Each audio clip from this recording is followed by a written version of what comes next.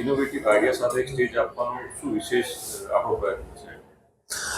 આમ સર્વવિદ્યાલય કેળવણી મંડળ છેલ્લા 104 વર્ષથી શિક્ષણ ક્ષેત્રે વિદ્યાર્થીઓને માત્ર ક્લાસરૂમમાં શિક્ષણ આપવાને બદલે ક્લાસરૂમ બહારની પણ દુનિયાથી એ લોકો વાકેફ થાય એના માટે જુદા જુદા કાર્યક્રમો આયોજિત કરતા હોઈએ છીએ। તેના ભાગ સ્વરૂપે આજે કડી ખાતે કડી સર્વ વિશ્વવિદ્યાલયની BBA, BCA અને BCom કોલેજના વિદ્યાર્થીઓ દ્વારા એમના વિષયને આધારિત આજે અહીં આગળ એક પ્રદર્શનનું આયોજન કરવામાં આવેલું છે, જેની અંદર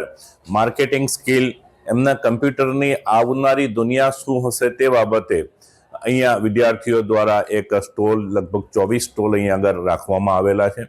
આ સ્ટોલ દ્વારા આવનારી દુનિયાની અંદર કમ્પ્યુટર ક્ષેત્રે, મેનેજમેન્ટ ક્ષેત્રે, કોમર્સ ક્ષેત્રે, વેપાર ઉદ્યોગની અંદર કેવા પ્રકારની ક્રાંતિ સર્જાશે અને એના દ્વારા કોલેજના વિદ્યાર્થીઓએ જે સ્ટોલ રાખેલા છે એમાં કડી અને કડી તાલુકાની જુદી જુદી માધ્યમિક શાળાઓના વિદ્યાર્થીઓ આવી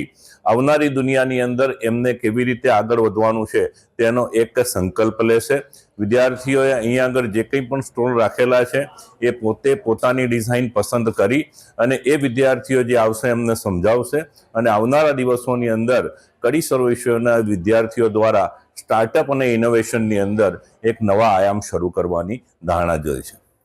તાલુકા કક્ષાએ પણ સ્ટાર્ટઅપ અને ઇનોવેશનને આટલું મહત્વ આપી વિદ્યાર્થીઓને પ્રોત્સાહન આપવાનું એક સારું કાર્ય કર્યું। મેં કહ્યું એમ સર્વવિદ્યાલય કેળવણી મંડળનું કામ જ વિદ્યાર્થીઓને પ્લેટફોર્મ આપવાનું છે। માત્ર સામાજિક સંસ્થા છે એટલે સર્વવિદ્યાલય કેળવણી મંડળના વિદ્યાર્થીઓને જ આનો લાભ આપવો એવું નહીં, પરંતુ તાલુકા અને જિલ્લાના વિદ્યાર્થીઓ પણ સંસ્થાના આ સ્ટાર્ટઅપના અને ઇનોવેશનના પ્લેટફોર્મ પર આવે